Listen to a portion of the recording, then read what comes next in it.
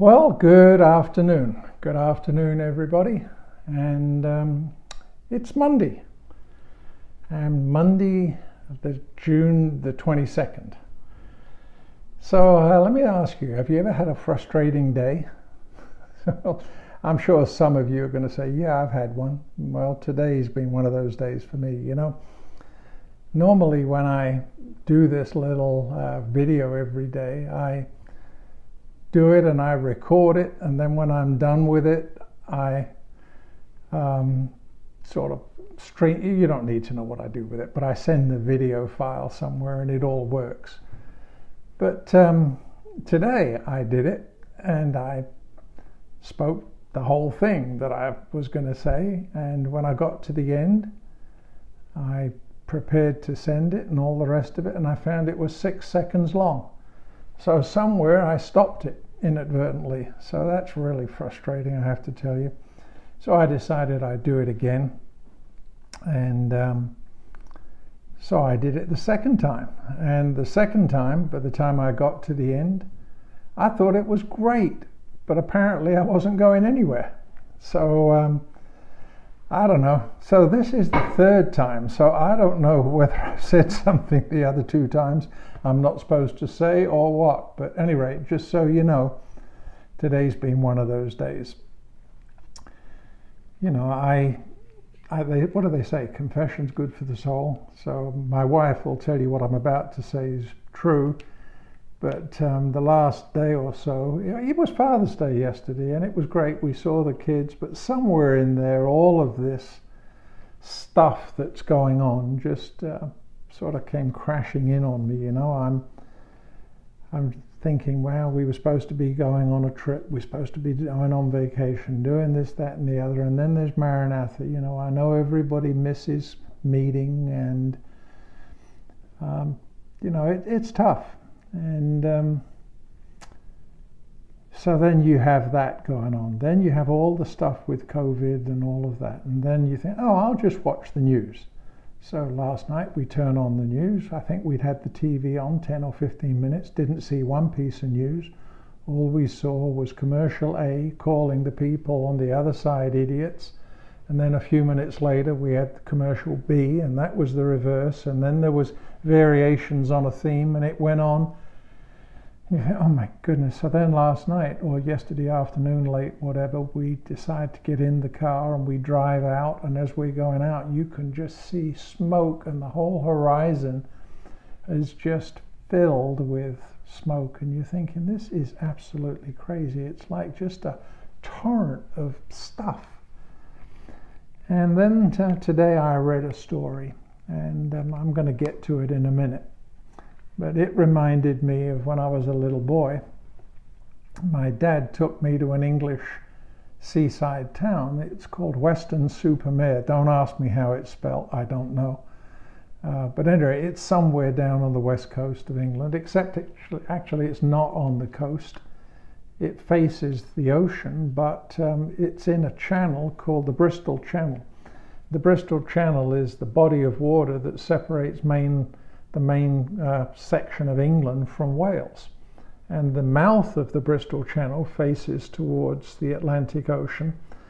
And Weston-super-Mare, as a little boy was proud to discover, is the place in the UK that has the biggest tides. Now, by that I mean, if you take low tide and you take high tide, what's the difference between them?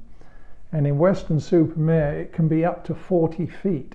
That's huge. I mean, you know how 40 feet, how tall that is? And so in Weston-super-Mare, I remember my dad, we went down to the seafront, and I think I'm going to go down there and paddle. Well, guess what? You get to the seafront. When we got there, it was low tide. And if you want to walk from the seafront out towards the sea, you're walking over sand and mud and whatever, and you walk for a mile before you actually get to the ocean, because that's how far that it takes for the level to drop down 30 or 40 feet. And so then when the tide turns around, it can be faster than a guy normally would walk. You've got to walk quickly at times to make sure you're outpacing the sea as it comes back in.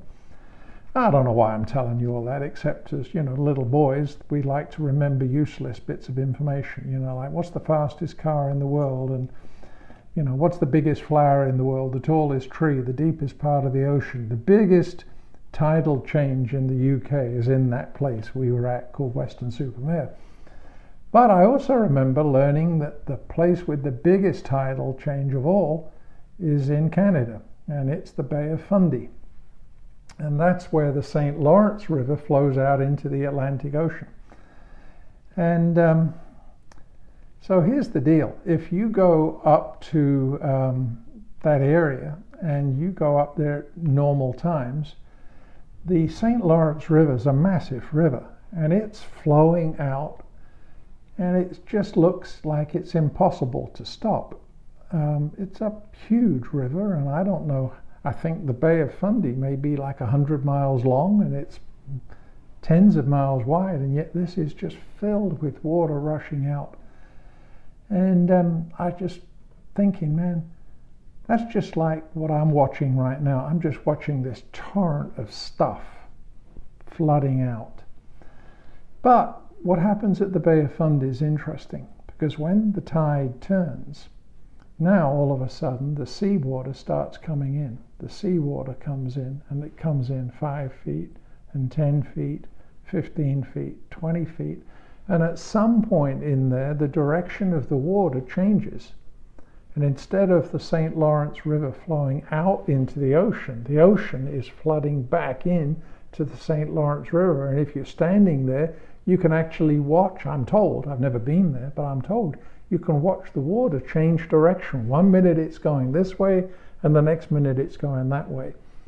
And here's the interesting thing to me. It's always fascinated me, but when the water turns around like that, the big freighters and all of the big ships that are out in the Atlantic can then come back up the St. Lawrence River, and somehow through whatever, I don't understand the navigation of it, but somehow or another those ships can get into the Great Lakes. So I thought that was really an interesting parallel for where we're at right now, because if you just stand on the shore right now, and I got pretty discouraged about it yesterday, there's just a flood of stuff going on. It looks like it's impossible to stop, and maybe we even know of some stuff that's likely to occur in the next 24, 48 hours that won't make it any better. But guess what? There's a time coming when the tide's going to turn, and all of a sudden what is flowing one way is going to turn around and flow back. And you and I don't have our hand on that faucet, but we know somebody that does.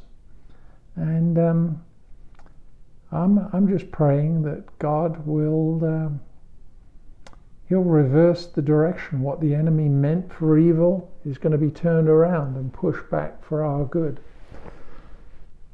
I told you on Sunday that I've always wondered about, well, if I need something, I'm going to pray once. I'm going to let my Father know about it. And if He really loves me, then He's going to do what I've asked Him to do, because He's Abba. But then, as I read the portion of Matthew 26 where we're reading right now, you realize that Jesus prayed more than once. But it was interesting to me, a few things that, and I don't want to repeat Sunday, but it fit in with what I was feeling today.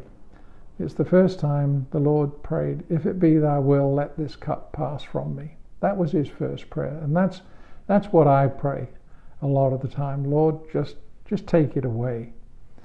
But maybe somewhere in there, the second prayer or the third prayer, maybe the Lord looks down from heaven and He says, you know what? He may need a little encouragement. And what does it say? It says that there was an angel sent to minister to Jesus. And I think, wow, if Jesus needed strength, if He needed encouragement at times, how much more do you and I need it?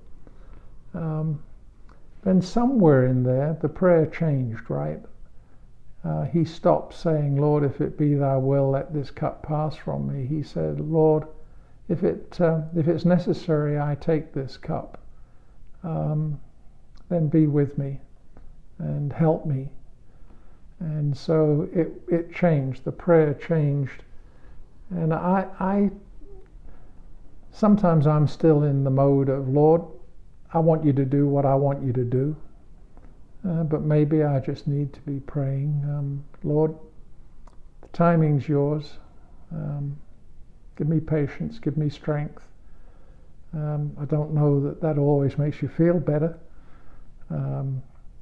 But guess what? The tide is going to turn. And when the tide turns, I believe, even like those ocean freighters, we can be carried to places that we never would have got when the water's flowing that way.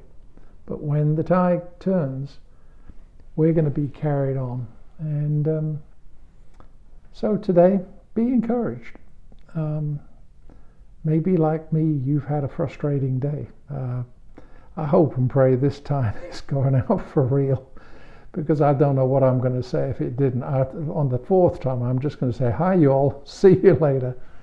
But hopefully you heard this, and hopefully you realize that our God is in control. And you and I don't have the ability to change the direction of the tide, but we know someone who can. And we know that God has a timetable. That tide occurs exactly when God preordained it would. And that's what I'm trusting in. That's what I'm believing in. There's no emergency meeting in heaven today. The Lord knows what's happening. And so my prayer for you today is that you'll feel His peace. You'll feel His assurance. You'll count your blessings, and you'll not just count them, but you'll do your best to bless somebody else. I told you 1,000 times, I believe that God doesn't just want us to be reservoirs of blessing, but I believe He wants us to be channels of blessing. So today, that's my thought for the day. Sorry it was a story about a little boy at the seaside, but it encouraged me a little today, and I hope it did the same for you. So sure love you all, and I'll be back again tomorrow. See you then. Bye-bye.